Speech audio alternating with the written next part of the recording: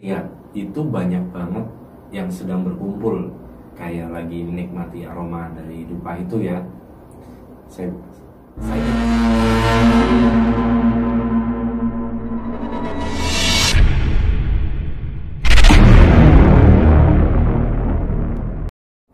Halo, assalamualaikum warahmatullahi wabarakatuh. Kembali lagi bersama saya.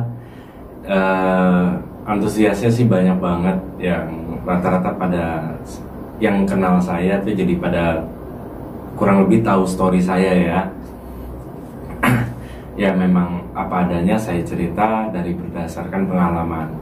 Nah, untuk kali ini saya akan berbagi cerita pengalaman saya, perjalanan saya di luar kota.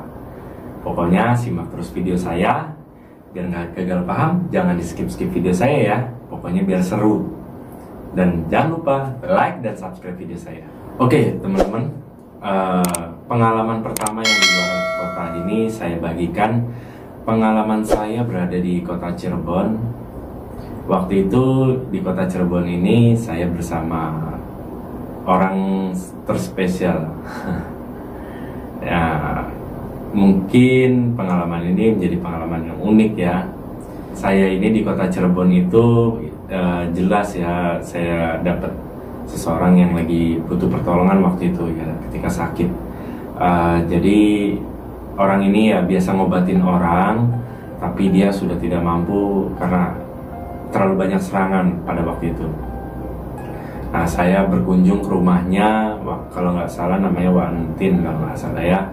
Nah, saya berkunjung ke rumahnya, saya nginep di sana, saya bantu dia, saya terapiin dia sampai dia sehat ya. Nah, pertama itu yang saya lihat itu orangnya lemes,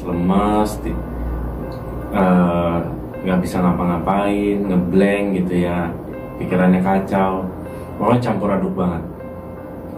Nah, singkat cerita, saya itu malam ketika ngobrol, itu pengalaman saya yang dibilang saya sempat hampir udah menyerah, karena pada malam itu luar biasa. Ketika saya mau berusaha bantu menetralisir Wantin itu, datanglah ular besar banget dengan mata merah menyala, menyerang saya ya. Sulit dijelaskan, digambarkan itu saya bertempur seperti apa, tapi saya alhamdulillah menang. Tidak cukup di situ aja, datang lagi jenis buto hijau, apa jin yang gede itu, dengan bawa cemeti atau pecut ya. Datang lagi, pokoknya kayak aneka siluman itu banyak banget yang datang. Saya itu menghadapi 3 paranormal waktu itu ya. Yang saya takutin, saya udah lemas banget, saya udah gak kuat, harus bagaimana lagi, saya gak sanggup. Nah, ketika itu saya coba suruh Wantin mandi di masjid, minta kepada Allah dibersihkan dari segala hal-hal yang tidak baik ya.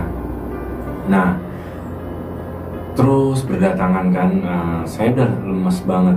Saya memohon kepada Allah, tolonglah ya Allah, pertolonganmu, saya sudah tidak sanggup menghadapi ini, saya udah lemas, saya pasrah aja ya Allah, lillahi ta'ala, inna lillahi wa inna ilaihi raji'un. Nah, ketika itu saya suruh berdoa.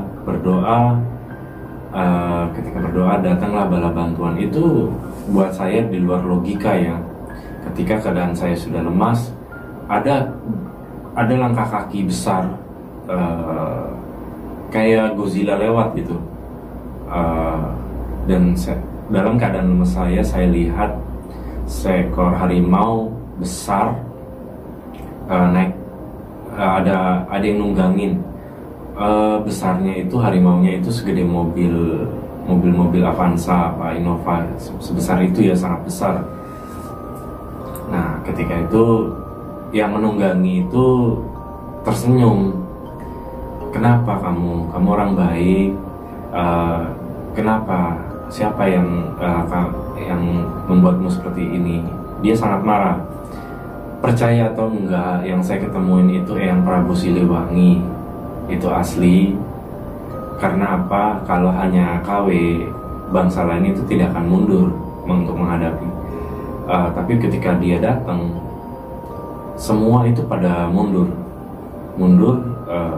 Saya nggak ngerti juga ya Cirebon dan kenapa bisa yang Prabu Siliwangi bisa terkenal di sana. Semua mundur, dan yang coba mengikuti saya semua akhirnya minta maaf, mengklarifikasi. Akhirnya pada saat itu kita berdamai. Ketika dia datang itu, macan itu langsung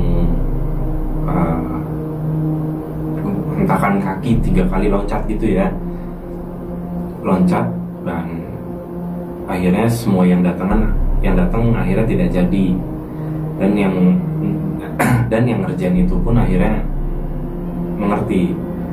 Aku bilang ya aku berusaha menolong seseorang, tapi ya gini keadaan. Dia tersenyum, kamu sudah banyak kena luka, kamu nanti mampir ke Sindang. Saya juga lupa Sindang apa ya namanya, yang ada di Cirebon. Besok malamnya saya baru bisa pergi ke Sindang itu. Saya mengikuti saran itu. Saya nggak ngerti di beberapa titik tertentu itu dijaga sih macan ini besar-besar, dan saya diantar ke Sindang itu. Ketika saya di Sindang itu, yang nganterin saya ini ajak berdoa dulu di makam sesepuh yang ada di situ. Saya berdoa, selesai disamperin kuncen. Waktu itu kuncen itu saat saya mau ke Sindang itu kayak sebuah sumur tua gitu ya. Itu bener-bener ya, saya diperhatikan banyak banget yang ada di makam itu. Aneka rupa, kayak siluman monyet ada, aneka jenis siluman ada banyak banget gitu ya. Perhatiin, wah rasanya ya gimana ya, buat teman-teman mungkin udah lari kabur ya, karena emang wujudnya serem-serem. Nah ketika kuncen itu nganterin saya pakai lentera, lentera tuh apa ya, semprong apa ya lentera lah itu. Nah, kata berhentilah di sebuah sumur, ya kamu mandi sana silahkan. Dia baca ini, ya silakan mandi. Apa ya, saya juga nggak ngerti. Nah ketika saya mau mandi, ada yang bilang jangan. Nah kenapa? Baca ini. Jadi kayak bahasa, saya bingung ya, kayak bahasa mantra gitu ya, mantra kejawen kalau nggak salah. Nah ketika saya baca terus saya bismillahirrahmanirrahim, itu nyata banget di dalam sumur itu ada suara blubuk. Kayak ada kayak udara naik ke atas air gitu ya, tapi jelas banget soalnya. Aneh dan ajaibnya itu ketika saya mandi, badan saya perih dan gatel. Tahan, ada yang ngomong juga tahan. Itu kamu lagi membuang penyakitmu di sini. Seenggaknya nanti kamu bisa netral dari penyakit-penyakit yang nggak diketahui. Nah setelah selesai saya mandi, yang tadinya rame, saya bingung. Jadi sepi di sana, sepi. Dan saya nggak nyangka itu di motor ada yang nemenin. Seekor macan warna putih, harimau besar, duduk aja kayak si Oyen, si kucing kayak gitu. Dia cuma ngandukin kepala dan diem. Nah ketika saya pulang naik motor, diikutin sama dia di kawal sampai saya ke rumah kembali. Mungkin itu cerita dari perjalanan saya di Cirebon ya. Nah perjalanan selanjutnya itu saya bagi ketika berada di Yogyakarta. Pada waktu itu saya gathering bersama grup dari Facebook itu Dua Dunia, yang dimana isinya semua orang-orang indigo, semua orang-orang yang bisa. Saya gathering waktu itu, saya kumpul, dan jujur saya paling muda sendiri. Nanti ada fotonya lah ya, bisa teman-teman lihat. Ini gatheringnya saya. Perjalanan pertama itu kumpul-kumpul, sharing-sharing. Ya akhirnya kita sepakat nyewa mobil, kita keliling bersama-sama, kita tur ziarah apa ya bahasanya itu aku lupa. Jadi kunjungan pertama itu kita langsung ke makam Raja Imogiri. Nah dari makam Raja Imogiri sampai sore waktu itu. Nah setelah sore kita naik ke atas, tangganya tinggi banget ya. Itu percaya apa enggak, banyak monyet-monyet, ada 4 ya, ngeliatin jatuh dari atas pohon, kayak ngeliatin sesuatu yang mencurigakan gitu ya, kayak ngejaga.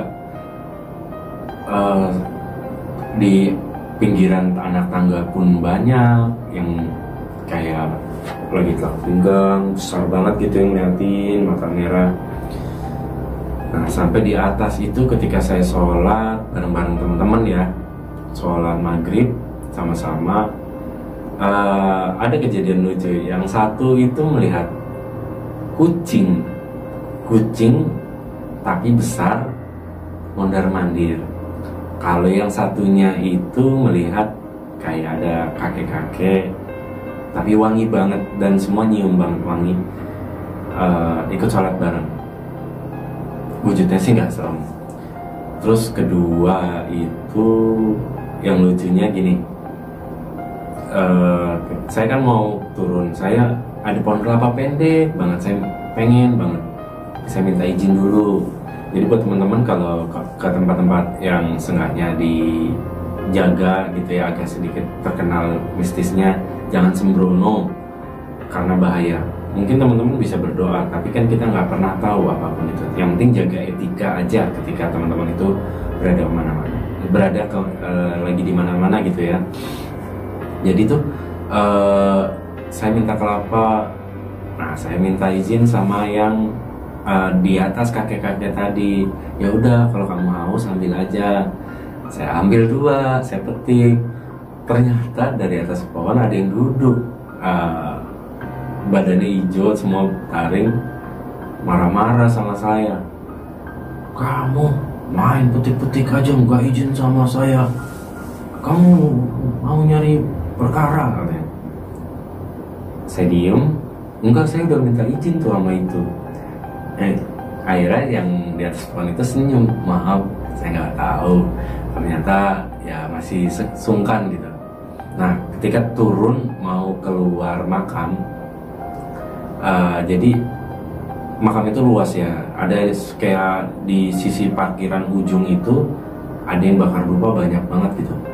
Nah saya kalau mata batin saya sih ngelihat itu banyak banget yang sedang berkumpul, kayak lagi menikmati aroma dari dupa itu ya. Saya jalan paling belakang, nah, ada yang paling depan. Mungkin karena dia belum bisa lihat ya, jalan seenaknya, menggol, terus sempat ngeludah.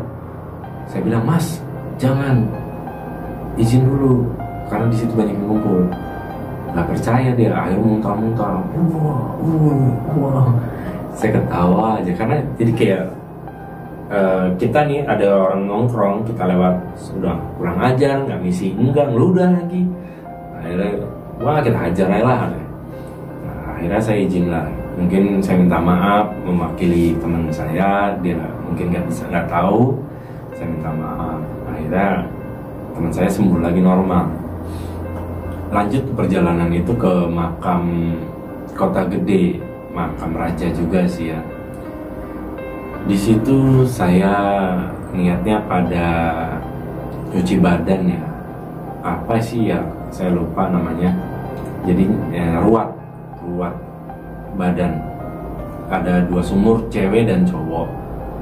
Di mana sumur itu ada ikannya, ada ikan nila, ada ikan lele, pokoknya banyak banget. Ada kura-kuranya juga. Nah, siang waktu itu saya sampai siang mencar, karena kan waktu itu sholat sholat zuhur siang. Nah ketika sholat zuhur itu saya selesai duluan, saya jalan-jalan duluan tuh sama teman saya. Udah ikut saya yuk. Nah saya pilih tuh tempat yang paling menurut saya paling bagus auranya. Nah, sampai di situ saya lihat ya kayak dibilangnya penjaga sendang cewek ya, cantik. Dia itu ya jadinya tuh suka nurutin apa kata yang datang ya, yang suka bawa sesajen. Tapi sontak di sana saya ngerasa emosi banget. Emosinya, kenapa sih banyak orang yang minta-minta hal-hal yang gak jelas? Yang jelas-jelas Allah itu dia lebih kaya menurut saya, lebih segalanya. Saya marah, saya kobok-kobok itu kolam. Saya lihat, wah saya iseng lah, kaki saya acak-acakin. Dan saya bilang janganlah, jadinya orang-orang jadi pada melenceng gitu. Buat saya bodoh aja kalau buat laris toko, usaha biar maju biar kaya. Kalau usahanya yang dijual dalam segi packingnya nggak bagus, pemasarannya nggak bagus, atau semua-muanya mau pakai gituan juga sama aja bodoh. Menurut saya kita tinggal ikhtiar aja, pasti ada jalan, dan selalu revolusi usaha kita. Itu sih menurut saya. Tapi saya marahnya banyak yang minta-minta kayak gitu, karena banyak bekas-bekas dupa itu di pinggir-pinggir tempat khusus orang mandi. Nah, singkat cerita saya dicariin sama yang lain. Di mana mbak? Di mana mbak? Di mana mbak? Akhirnya saya di sendang cewek pada kesini aja. Ternyata mereka lagi keliling di makam raja, habis kirim-kirim doa. Nah, pada nyusulin saya. Di situ ada ketua grup itu ya ikut gabung pada mandi. Lucunya mandi itu ya kayak nggak beradab ya, mandi aja, doa biasa. Kalau kita berkunjung itu ke rumah orang ya ada adabnya ya, izin-izinnya, niat-niat yang bagus. Kalau niatnya bagus ya mudah-mudahan hasilnya bagus. Tapi niat yang bagus itu bukan niat meminta sesuatu hal yang menjadi yang enggak ya. Niat bagus, bersihin badan, aura itu ya sih masih bagus menurut saya. Tentunya jalannya juga masih dari Allah Subhanahu wa Ta'ala. Dan saya nggak iseng, saya agak jahil sih ya. Jadi ada satu peserta itu niatnya itu kadang-kadang cewek mulu. Akhirnya saya kerjain tuh, kerjain aja biar mandi biar gatel. Akhirnya selesai mandi agak gatel-gatel. Aku bilang, nah itu tandanya kamu harus bersihin badan, sikit biar nggak gatel-gatel. Nah, ketika saya pulang itu ada satu cewek yang diem aja, nggak ngobrol, nggak apa. Saya kaget loh. Ternyata dia itu lagi dapet, nggak orangnya juga kurang paham soal gitu-gituan ya. Jadi dia ditempelin sosok wanita yang benar-benar serem banget karena geram gitu ya. Udah tahu di situ detail sakral, tapi tetap masuk nekat dan nggak ngomong sama yang lain. Akhirnya kita sama-sama kirim doa, kita bantu obatin, akhirnya sadar lagi. Kalau pengalaman berikutnya mungkin biarin aja panjang ya, biar sekalian satu tema ya. Nah, ini waktu itu saya ditelepon dari teman-teman kuliah adik saya. Jadi lucu ini kejadiannya. Jadi mereka itu jalan-jalan ke Bali, ke pulau yang dimana ada sebuah jenazah yang tidak dikuburkan, yang terkenal ya di sana itu. Jalan-jalan ke sana, ada satu wanita itu dia lagi head. Udah dibilang tetap ngeyel ngece gitu ya. Akhirnya mereka udah bilang, saya udah berdoa minta ini minta itu, kok nggak tetap, badannya pada semua itu yang berangkat itu sakit semua. Kalau buat teman-teman itu percaya atau enggak, kita masih bisa percaya dari keleluhuran dan adat istiadat di sana ya. Mau berdoa gimana pun kok tetap nggak bisa sembuh, pada pusing palanya, pada lemes, pada berat pundak-pundaknya. Akhirnya ketika saya lihat, bener mereka itu kayak digelendotin banyak banget karena mereka itu udah nggak sopan. Gimana ya, sepak bahasanya. kurang sopan lah bahasanya. Nah, ketika saya diskusi, akhirnya mereka itu tadinya nggak mau dengerin saya lebih percaya Allah. Ya udah silakan, kalau itu semua kan ada perantara Allah jalannya. Mau syukur nggak, ya udah, saya suruh beli rokok, gudang garam merah, sama roti. Coba kamu taruh pintu, kamu minta maaf kalau kedatangan ke tempat itu, kalau ada hal-hal yang berkenan, mohon diampuni. Nah, percaya apa enggak itu langsung paginya itu pada sehat, langsung pada enteng ketika mereka ngelakuin itu. Dan saya bilang, kalau ngelakuin itu tetap hati kalian itu ke Allah Subhanahu wa Ta'ala, karena semua jalan perlindungan apapun Allah Subhanahu wa Ta'ala yang maha kaya dan maha melindungi. Dan mereka nurut, alhamdulillah mereka sembuh. Dari situ saya bilang, tetaplah jaga etika walaupun kamu berada dimanapun. Karena kalau di Bali itu sosoknya serem sih. Nah, yang nempel itu yang saya lihat tuh kayak ya lidah-lidah panjang sekali, rambutnya acak-acakan, jadi jalannya itu kayak merangkak tapi panjang badannya. Kalau dibilang leak sih enggak, tapi hampir mirip. Nah, jadi ya namanya dunia alam sana tuh banyak banget variasi. Pokoknya pesan saya, kemanapun kalian pergi keluar kota, hargailah adat istiadat di sana, tetap sopan santun, jangan sembarangan kalau ngomong, tetap berdoa dalam minta perlindungan Allah Subhanahu wa Ta'ala. Itu pesan-pesan saya, karena kita hidup itu di alam manusia dan alam gaib. Percaya apa enggak, kita harus menghormati. Terima kasih banyak sudah menonton video saya. Saya ucapkan terima kasih banyak, selalu support saya. Assalamualaikum warahmatullahi wabarakatuh.